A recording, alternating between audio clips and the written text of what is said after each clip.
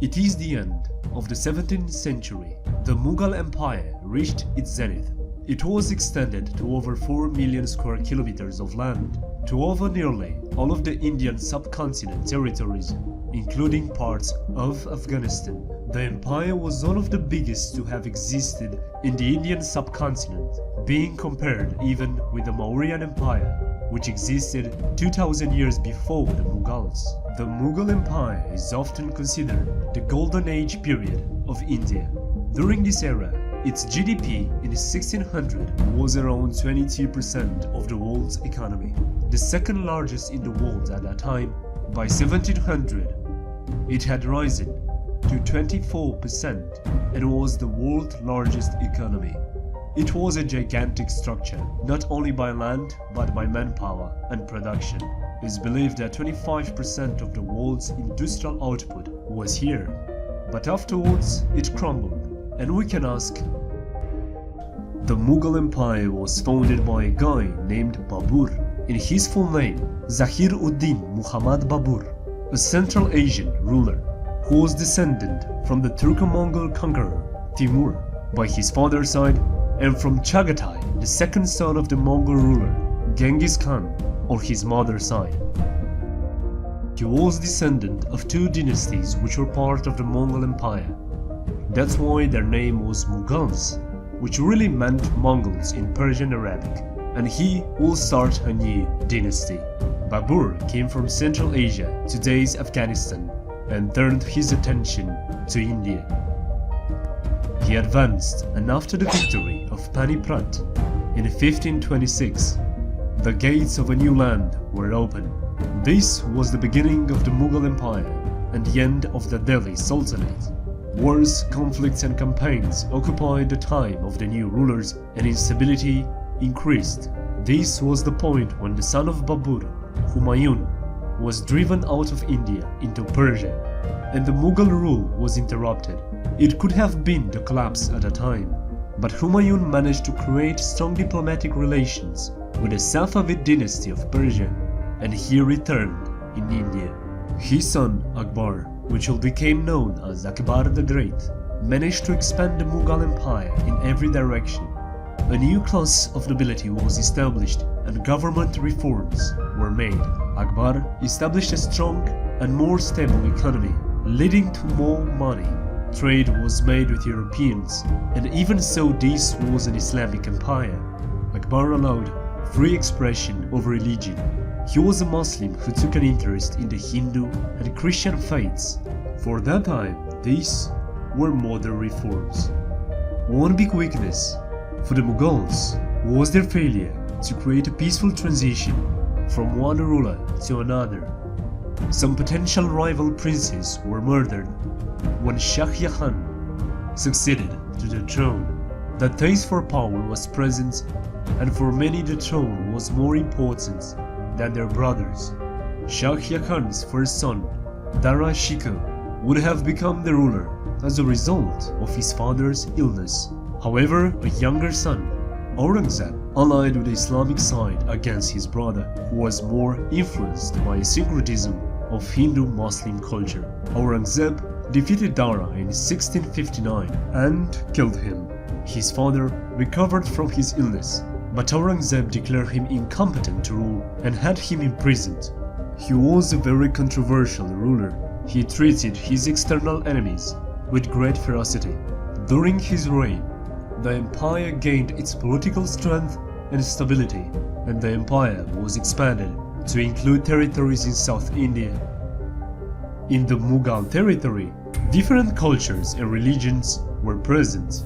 After his death in 1707, many parts of the empire revolted. It seems that Aurangzeb was a core of stability in his time. He managed to hold his empire together and united, even if he was considered very controversial. His religious intolerance undermined the stability of the Mughal society, in which many other religions were present, but some historians are debating this. It seems that he employed significantly more Hindus in his imperial bureaucracy, and even married a Hindu princess. Anyhow, At the beginning of the 18th century, the empire was big, but had its revolts and small spots of instability marked by religious conflicts and murders in the administration. His death was followed by a war of succession again among his three sons.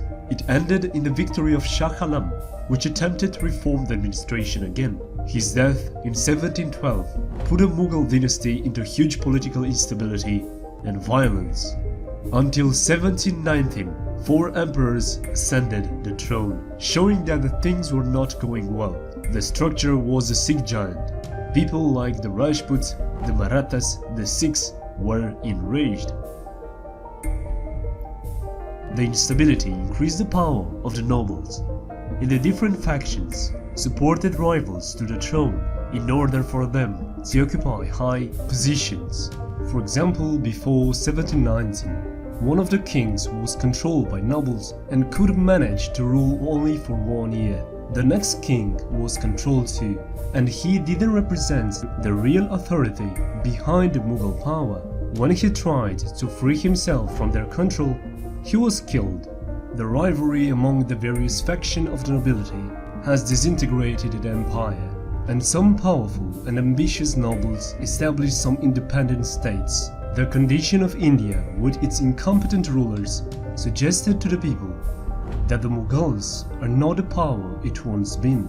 This attracted attention and also foreign invaders. Muhammad Shah came to power. In this time, a great danger came from the west. Nadir Shah attacked Punjab. Muhammad was easily defeated and imprisoned. Delhi was captured, where thousands were killed. This invasion was a crucial blow to its dynasty. He was succeeded by a number of inefficient rulers.